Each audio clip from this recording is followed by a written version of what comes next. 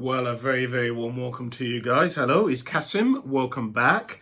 In this video, I want to talk to you on the subject of what are your thoughts on love? So just to give you some context, I was having a conversation with one of my friend Kieran, and me and Kieran were talking about relationships. And Kieran said to me, Kasim, what are your thoughts on love? You know, you're somebody who's very strong on your opinions. You're somebody who has thought a lot about stuff.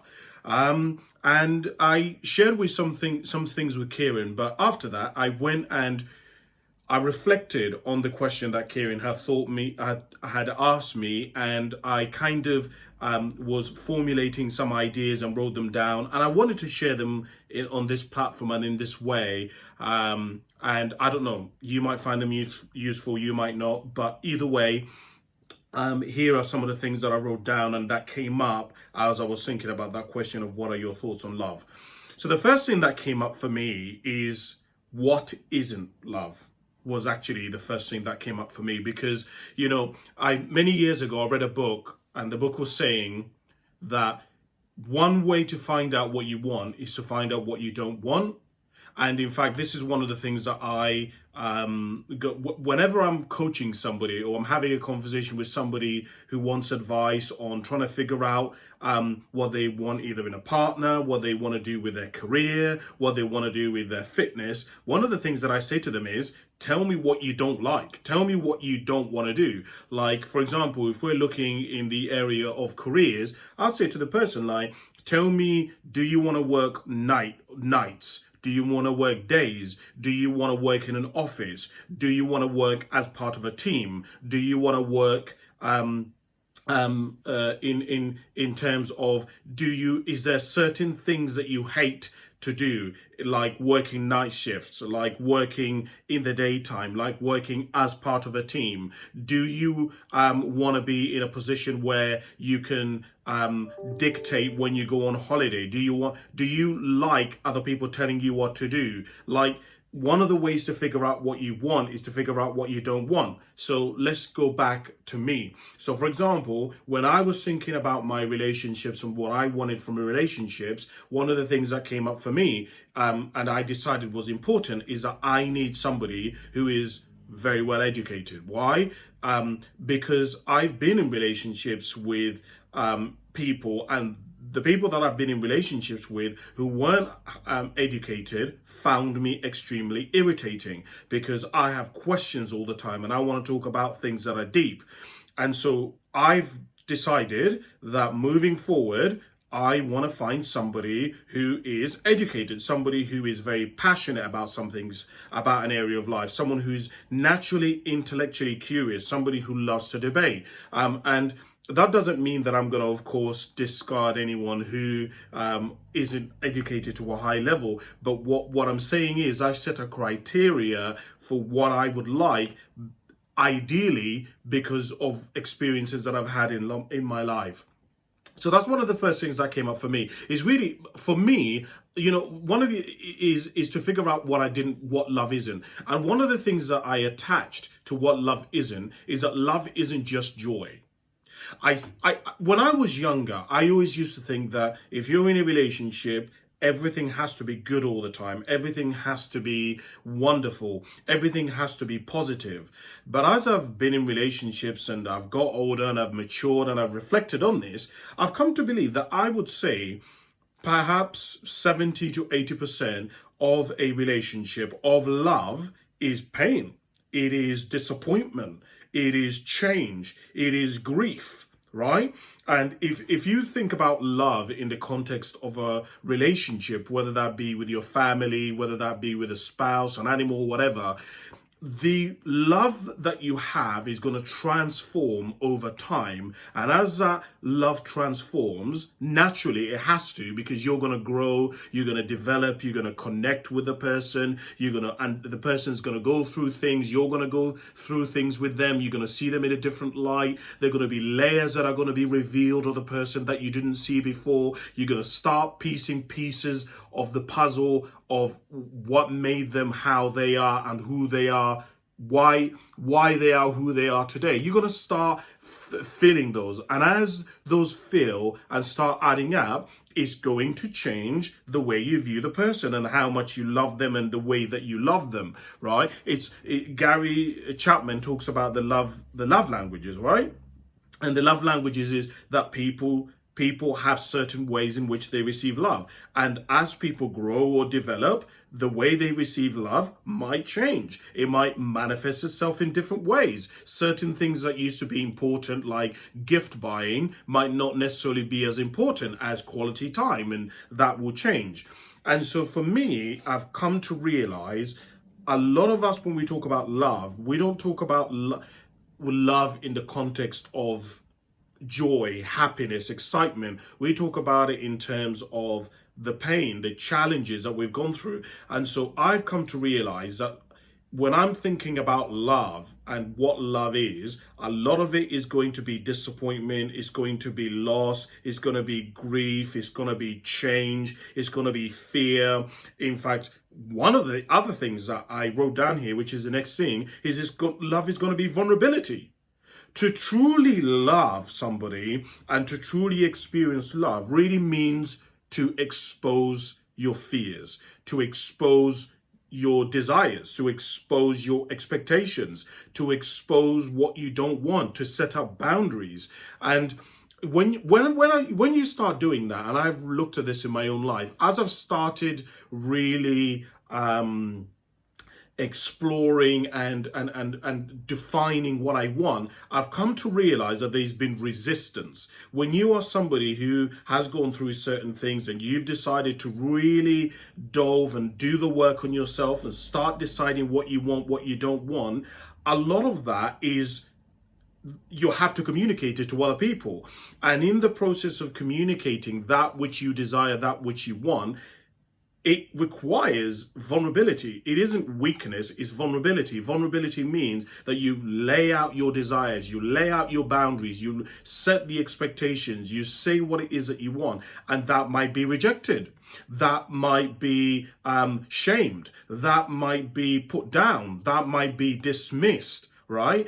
And a lot of that love and experiencing love, I think, is gonna be spent, and in my experience, I feel as though it is spent in the space of vulnerability. To truly, truly love, you have to spend some time in vulnerability, because I would say, and this is from my experience, there are levels of love. There is basic levels where you like somebody because of their attraction, you love somebody because of what they do for you, you love somebody because of their partnership, you love somebody because of what you've been through.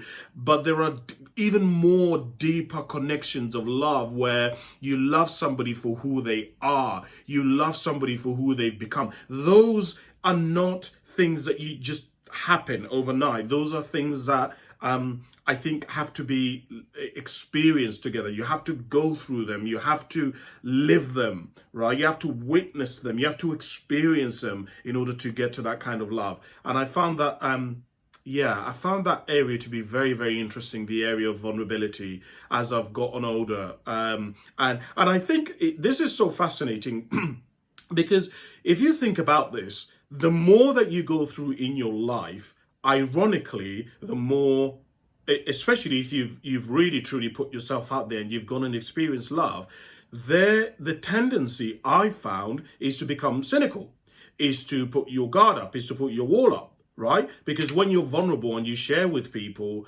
what you truly want, what you'd expect, what you need, that can be rejected. You open yourself up for disappointment. And it is very, very, very, very interesting how living in that space of vulnerability, what it can do to you and how cynical it can turn you. But in reality, you have to live. To truly love requires that you go through this space where you learn what you want and what you need, you share it, at the risk of it being rejected or being disappointed, but when or if that disappointment happens, or that rejection or that shame, that you don't internalize it and victimize yourself and put walls up and become cynical and become resentful to the degree where you never put yourself out there and you never experience love again. What a shame. Instead, I remember Jordan Peterson said something which I found fascinating. He said that the past isn't for you to keep beating yourself over with, or it isn't just to recall memories so that you can continuously keep hurting yourself over and over, self-flagellation over and over and over again. The past is to inform the decisions that you're going to make moving forward in a positive way. Right?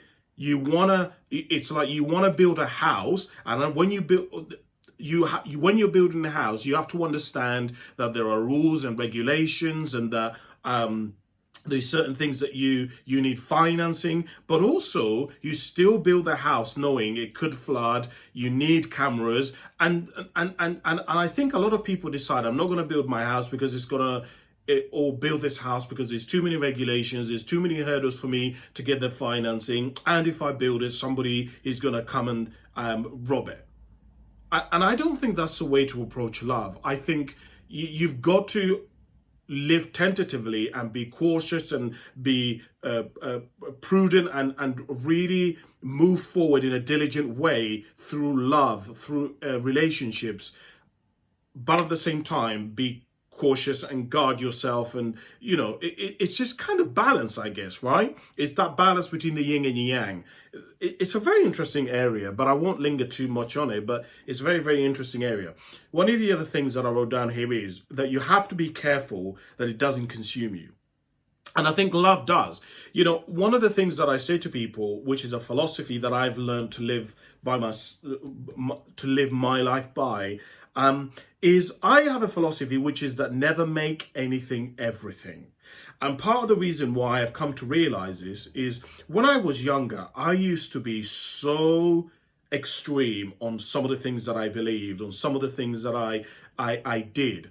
And I was reckless, essentially, because I wanted to do things, and then I would say things like, well, I don't care if that happens, or I don't care about the consequences. But I came then to realize that just because you say you don't care about the consequences, it doesn't mean that the consequences aren't going to happen. It doesn't mean that the consequences aren't going to affect you.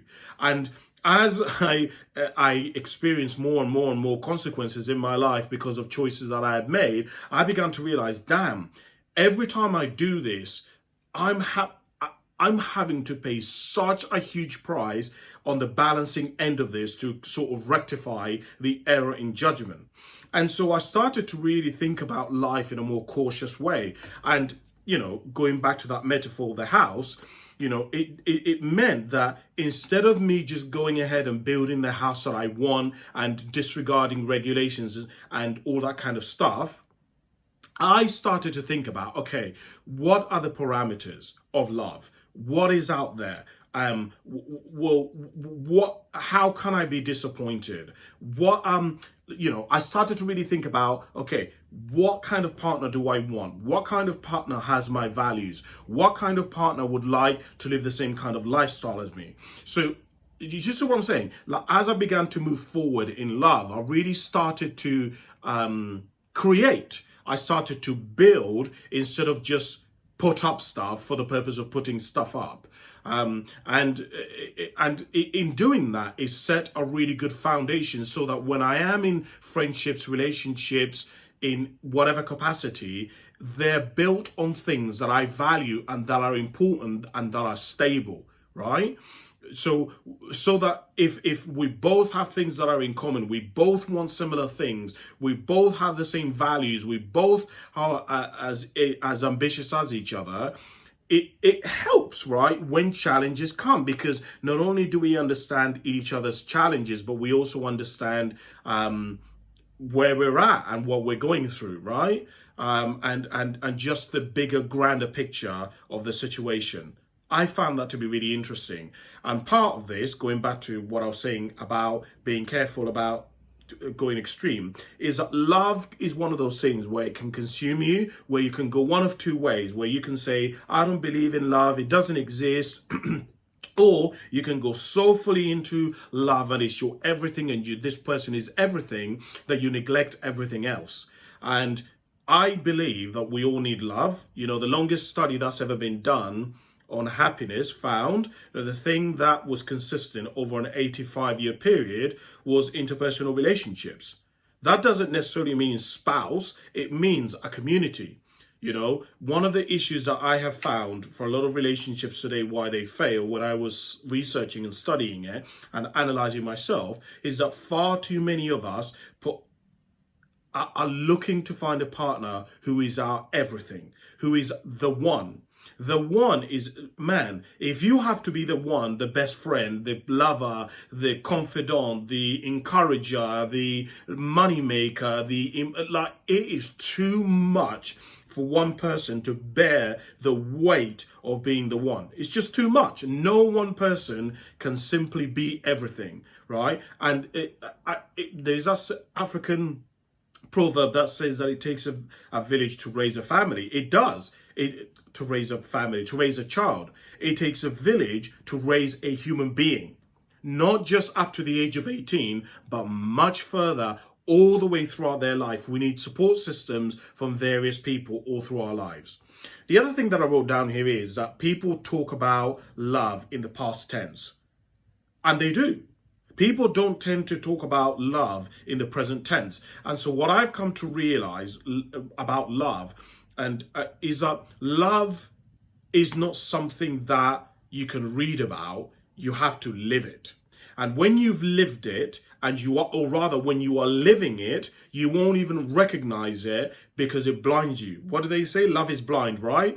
And it's only actually after you've gone through it and you've experienced it that you're then able to recognize what you actually had. And so one of the practices and things that I've had to really work on myself is recognizing, what does love look like to me? Right, which is part of the reason why I read Gary Chapman's Love Languages, to try and understand, how do I receive love? How do I give love out? What does love look like? What are its manifestations in my life and as I see it? And when I started to do that, it really helped me begin to live in gratitude, in being present, in being in appreciation, you know, for the little things. Because, you know, if I recognize that love is somebody taking the time to spend the time with me, I can appreciate that. I can recognize that in them. And that, of course, then engages all kinds of other emotional needs that we all need: to be accepted, to be seen, to be feel wanted. And it's a cyclical cycle, I found, which is wonderful. But it's a very interesting area. But I was thinking a lot about that. I talked a little bit about this earlier on, but one of the things that I wrote down here is that we need different types of love in our lives. We need friendships. We need love with nature. We need something to look after, whether that be children, it be a dog, it be an animal, it be like a living thing, it be a plant, it be mentoring young people, it be mentoring people in your organization, it's something. I found that when you talk about love, you cannot talk about true love without the context of being able to help somebody else rise to their full capacity. You can't do it. If love is all consuming and all you do is take, I don't think that is true love. To truly love is to give of the other person, is to help facilitate an environment and a space where the other person can flourish, where the other, if you think about it in terms of a plant, right? Our job in love, to truly experience love, is really to foster an environment, the right soil, the right temperature, so that this person who comes into our life, or the love that comes into our life, can grow in an environment where they can branch out to become whoever they want to become. They can express themselves in whatever way that they want to express themselves. They can ask questions, they can challenge things, they can set boundaries for themselves, and they can, you know, a bit like a tree will grow in loads of different directions. It will naturally lean towards the sunshine and the light. to truly love somebody, in my opinion, is to create a space where that person can branch out and lean towards whatever is most exciting, is most right for them in whatever they need the most, whether that be excitement, it be lifestyle, it be connection, it be their sex life, it be food, it be family, whatever. Everyone has different leanings when it comes to love, but I truly think that we need these various types of relationships in our lives, and not just one relationship which consumes us and which there is no other sort of white space for us to grow. And the pressure that is put on just one person to be all of that is too much. It's way too much. And it doesn't also help us become a holistic person, because there are different things that you learn from friendships, that you learn from nature, that you learn from mentoring, that you learn from your spouse. These are all different, that you learn from parenting, that you learn from mentoring, that you learn from the relationship that you have with your own parents. All of this you learn different things. And one of the things that I think is really important that is missing in society today is wisdom. And that wisdom comes from starting to take loads of pieces of information, looking at your own life, internalizing what you've learned and how integrating everything together, and then forming a philosophy. And that philosophy in its purest form is wisdom. You crystallize the principles, the basics, the fundamentals, and come out with what truly is the truth. So I think that's quite interesting. The other thing that I wrote down here is, when I think about love, I tend to think about mothers, not fathers, which is a really interesting thing that came up for me, because, you know, I think we're living in a world today where, honestly, I don't think that we as men are taught to truly value loving ourselves. You know, I just did a video for my full-time job, and one of the things that I talked about in that video is that a lot of us guys are not taught that one of the responsibilities that we have in our lives is to take care of ourselves. Not just take care of ourselves physically, but emotionally, to take care of ourselves in terms of our appearance, right? And you know that saying that, and it's a cliche, you can't love anyone else until you love yourself. It's true. There is a reason why that cliche is a cliche. That is a piece of wisdom which is passed throughout the ages, because it is true, right? I wrote down a really, really, really interesting question yesterday, and the question was, which I found it out to be absolutely fascinating. Would you? What was the question?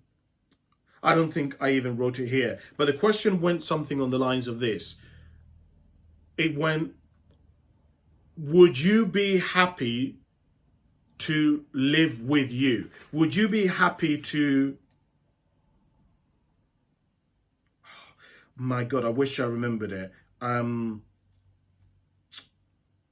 Oh, here is a question. Would you make love to yourself? That was the question that I wrote down. Would you make love to yourself? And it sounds like quite a silly question.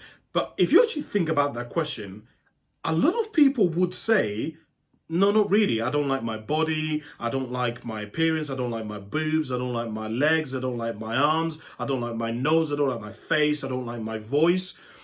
And a lot of the work on love actually is, and this is so fascinating, because when you think about love, you think about giving it out, but you never realize that the source of being able to give it out is to be able to actually accept it for you.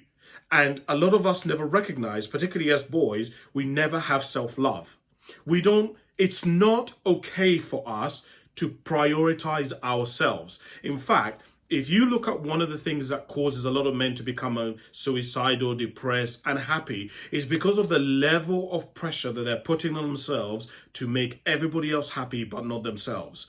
And I think that one of the things that is really, really important is, as guys, we want to think about love in terms of actually owning it for ourselves, in terms of cultivating it for ourselves. I think, and again, this is my opinion, that is super important and really, really important. I could go on for a long time on this subject, but I want to get onto the final thing that I wrote down, which is that I love it when people find love. It fills my heart.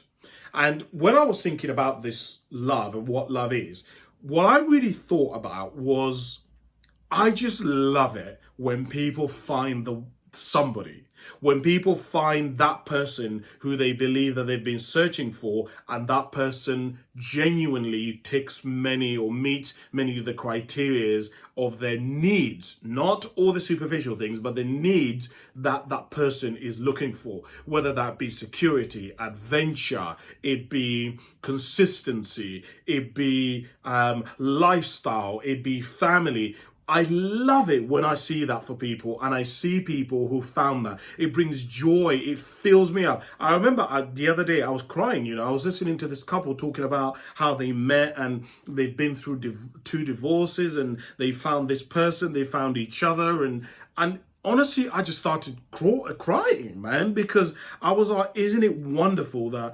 such emotions exist and people get to experience them? Isn't that wonderful?